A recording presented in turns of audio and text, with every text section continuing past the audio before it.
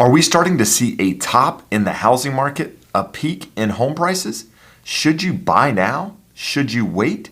In today's video, we're going to take a look at the most recent data in the housing market. We're going to talk about the rise in interest rates peaking near 5% this last week. At the same time, we're seeing headlines saying there's a drop in buyer demand.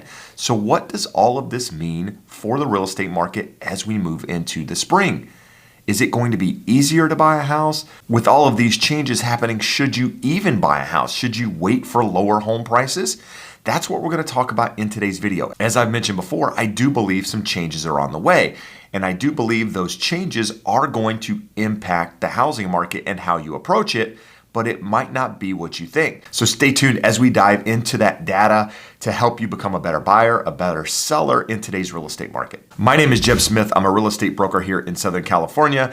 And today's video isn't to get you to buy a house. It's to inform you, provide you the information so that you can make sensible, informed decisions when buying real estate. And at the same time, I want to mention real estate is local. So what's happening in your market might be a little bit different than what's happening in my market. So just make sure you're in tune with what's going on in your area so you can make the best decisions for you. So over the last couple of months, we've seen a crazy surge in home prices due to a lack of supply and rising buyer demand. Because there's so little homes to choose from, there's a lot of buyers wanting them, pushing home prices up because of multiple offer situations and what have you. But over the last couple of weeks, in fact, since the beginning of the year, we've seen interest rates rise almost 2%. This last week, we've seen interest rates peak at nearly 5% for many home buyers out there. So rates have jumped substantially, which is definitely going to put a damper on homes, right? You're likely to see buyer demand drop off because of this.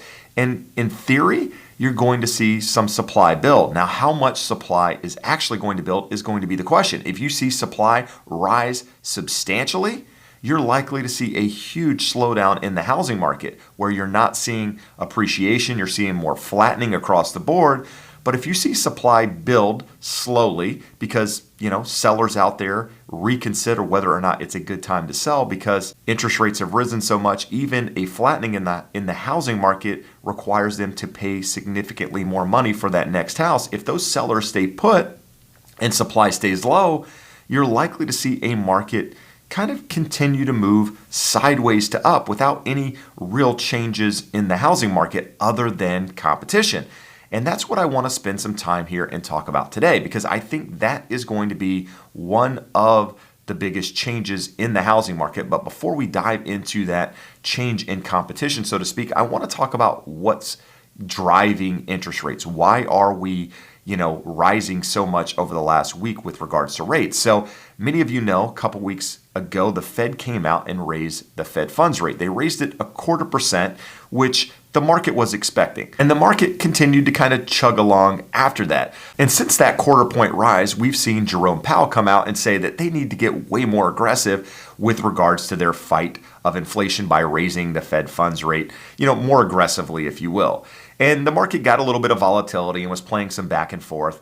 And then towards the end of last week, I think it was Thursday, maybe even Friday, Citigroup came out and said that they expect the Fed to get super aggressive and they're expecting 4.5% hikes in the Fed funds rate this year with 2.25% rises next year, pushing, the Fed funds rate somewhere around mid-3, 3.75%.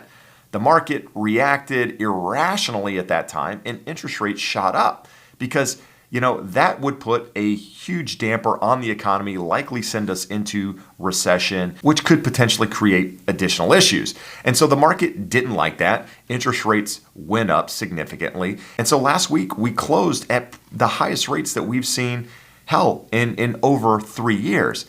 And so we haven't really seen at the moment this impact play out on the housing market because it just happened. And typically speaking, it takes things like this weeks, months to play into, housing where we'd actually see any significant changes. So we're kind of at the very beginning of, what I think are going to be changes that are likely going to slow the housing market, which is going to bring us back to what I mentioned a moment ago in that competition. I do think you're still going to have competition in the market, because we're coming out of an environment where there's been multiple offers on every single property. Many properties out there, 10, 15, 20 offers. In fact, I mentioned one in a video a couple of weeks ago, 67 offers on that property. But with the rise in rates, you're likely to have affordability issues for many of those home buyers out there, which is going to make it more difficult for them to qualify, which is going to put pressure on those buyers and make it difficult for them to qualify. Maybe they no longer qualify for that price point in which they were looking.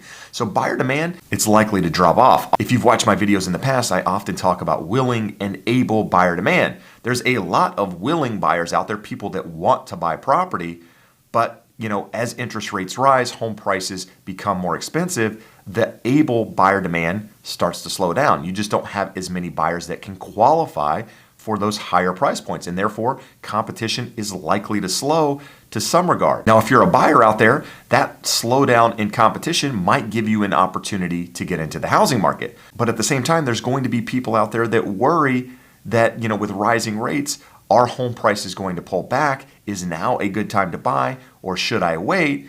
And that's a reasonable question. Something I often address is if you're only planning on holding a home, being in a home for a couple of years, 2 to 3 years, it's probably not the best time to own a home. But if you're planning on being in that home 7, 10 years, 5, 7, 10 years has kind of always been my go-to. I think buying a property, as long as you're buying it for the right reasons, not getting caught up in FOMO, not trying to recreate what your friend did and make 20% in a year. You're buying because you need property, you have money in the bank, you're not stretching yourself. Now is a good time to become a homeowner because you're going to have less competition out there. And until supply increases significantly, you're not likely to see any huge pullbacks in the housing market. Here where I'm located in Orange County, we're operating at about 25% of the inventory we would be operating at this time of year prior to 2019. And even 2019 was a seller's market. So we have way less property than we normally would, which is why you've seen home prices rise so quickly. But on average here in California, we've seen home prices rise about 3 to 5% per year over the last 30 years, even with those pullbacks in the market. So even if you do see some slowdown in the market, you're not likely to see any huge price declines, which is important to note, especially if you're a home buyer out there. But while we're on the subject, I want to take a minute here and just talk about what it looks like as a home buyer today versus what it looked like 6 months ago, a year ago with that same property. So if you were looking at buying a property, say a year ago for $500,000 at an interest rate of 2.75%, which is where 30-year fixed rates were at that time, that would have been a payment of $2,041 per month. Now, if you take that same property and let's say it didn't appreciate at all, which it did, but let's just take that, the same purchase price of $500,000, the same loan amount of $500,000, and use today's interest rates of 5% on a 30-year fixed. That payment today would be $2,684. That's a 31% increase in the monthly payment in just a year because of that rise in interest rates. And that's not even taking into consideration the appreciation. So let's take that same $500,000 property and let's just say it did increase by 20%. It took that $500,000 home to $600,000, and the rise in interest rate at 5% brings that monthly payment to $3,220. That's a 58% increase in what that home cost just a year ago. So you can see how these numbers are actually playing into people's ability to qualify. And that is part of the reason that you're likely to see a slowdown in competition, giving home buyers a better opportunity to get into the market. Now, again, I'm not out here telling you that you need to buy a home. I'm just telling you that if you are looking to buy a home, you're likely to see some changes start to play into the housing market over the next couple of weeks to months, which is going to create a slowdown. If interest rates stay up, around that 5% number, you're likely to see a market that slows down as we move into the summer, right? And the summer is typically a slower time in the market, and then it slows down even more as we move into the fall market. So if interest rates continue to stay up, you're likely to see more supply build. You're likely to see buyer demand continue to diminish because it's going to affect more and more home buyers, because some of those buyers that can qualify are going to get into property. And eventually that buyer demand is likely to dry up some unless you see a pullback in housing prices. Now, I don't believe that's going to happen, but it's something that you've got to pay attention to in your housing market. If you see properties start to sit on the market significantly longer than they have been, the average days on market over the last couple of weeks has been about 20 days average on market across the United States.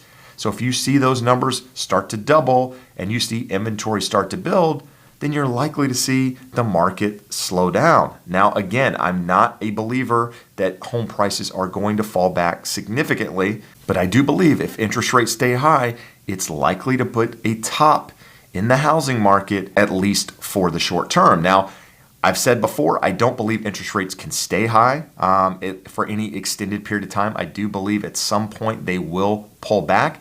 The question is, when they pull back, where is supply at that time?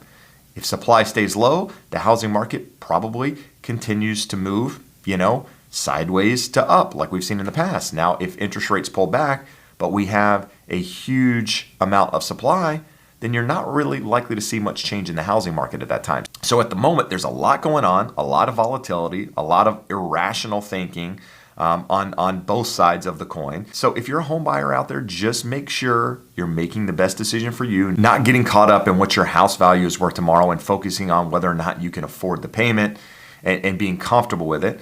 But if you're continuing to watch this and you have questions for me, do me a favor, put them in the comments below. But if you're somebody out there wondering if now is the right time to buy, should you pull the trigger even with rising rates, or should you wait for lower home prices, do me a favor, check out this video here. I dive into it in more detail.